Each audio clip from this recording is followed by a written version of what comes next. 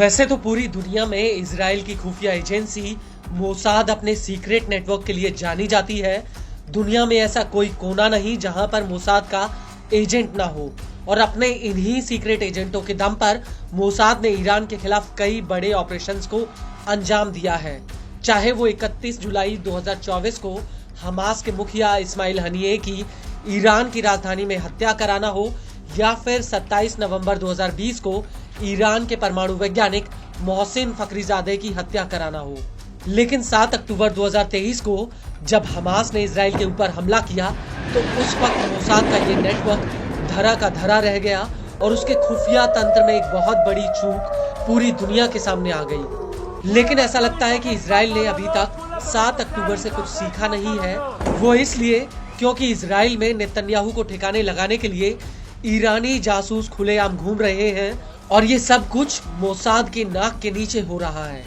दरअसल Israeli police यानी Shin बेत का कहना है कि उसने इजराइल में पिछले कुछ महीनों में 12 ईरानी जासूसी नेटवर्क का भंडाफोड़ किया है, जिसमें सीधे ईरान की खुफिया एजेंसी शामिल थी। शिन बेत का कहना है कि ये एजेंट कोई और नहीं बल्कि खुद इजरायली लोग हैं जो ईरान के लिए जासूसी कर रहे हैं। शिन बेत के मुताबिक ईरान के इस जासूसी नेटवर्क में इजराइल के अल्ट्रा ऑर्थोडॉक्स से लेकर नए प्रवासी, अल्पसंख्यक और सेक्युलर मानसिकता वाले लोग हैं जो ईरान के लिए जासूसी कर रहे हैं।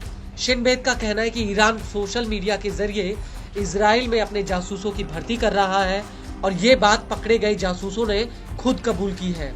शिन बेत के मुताबिक ईरान के ये जासूस इजराइल में सुरक्षा के लिहाज से संवेदनशील जगहों की तस्वीरें लेकर ईरान में बैठे अपने हैंडलर्स को देते हैं। शिन बेत का ये भी कहना है कि ईरान ने 2 बार इजरायली ठिकानों पर सटीक हमले किए हैं और इन हमलों के पीछे इन जासूसों द्वारा ईरान को भेजी गई खुफिया जानकारी और तस्वीरों की बहुत बड़ी भूमिका है। शिन बेत के मुताबिक ईरान इन लोगों के जरिए इजराइल के भीतर अस्थिरता फैलाने वाली गतिविधियों को भी बढ़ावा देता है। ईरानी एजेंट का काम इजराइल के भीतर विवादित मुद्दों पर पोस्टर लगाना और धरना प्रदर्शन और संपत्ति को नुकसान पहुंचाना होता है। यहाँ तक कि ये एजेंट सुरक्षा अधिकारियों, नेताओं और स्थानीय अधिकारियों के आला अफसरों पर भी हमला करते हैं।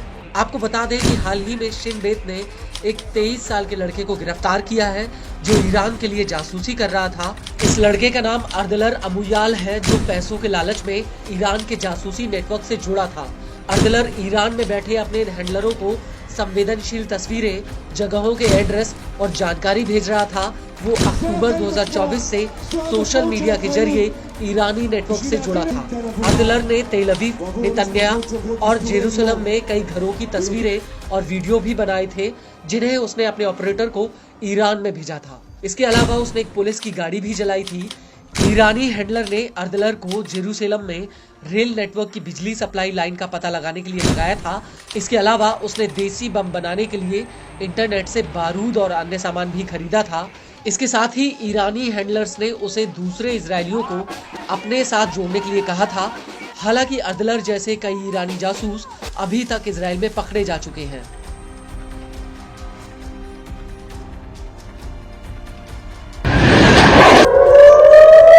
הוא